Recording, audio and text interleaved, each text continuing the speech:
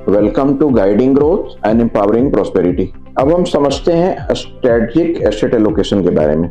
जैसा वर्ड है स्ट्रेटजी, इसका सिंपल मतलब है कि एक सर्टेन ऑब्जेक्टिव को अचीव करने के लिए आपको एक certain strategy of asset allocation को डिटरमाइन करना और उसके हिसाब से वेरियस एसेट क्लास को उस स्ट्रेटजी पैरामीटर के हिसाब से उसके एलोकेशन को जगह देना।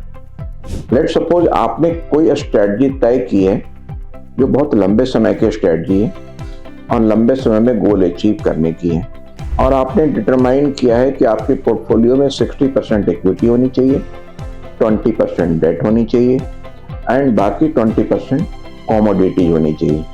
तो इन 60, 20 एंड 20 को आधार बना करके आपने स्ट्रेटजी डिटरमाइन की कि आपको इस स्ट्रेटजी पे स्टिक करके या इसके ऊपर टिक करके आपको उस पर्टिकुलर ऑब्जेक्टिव को या गोल को उस पर्टिकुलर फ्रेमवर्क में, उस पर्टिकुलर पीरियड में आपको अचीव करनी है। और इसके ऊपर टिक करके इसी 60-20-20 के बनाए हुए एग्जाम्पल्स के स्ट्रेटजी के ऊपर टिक करके और उस ऑब्जेक्टिव को अचीव करके ही इसी प्रोसेस को हम बोलते हैं स्ट्रेटजिक एसेट एलोकेशन।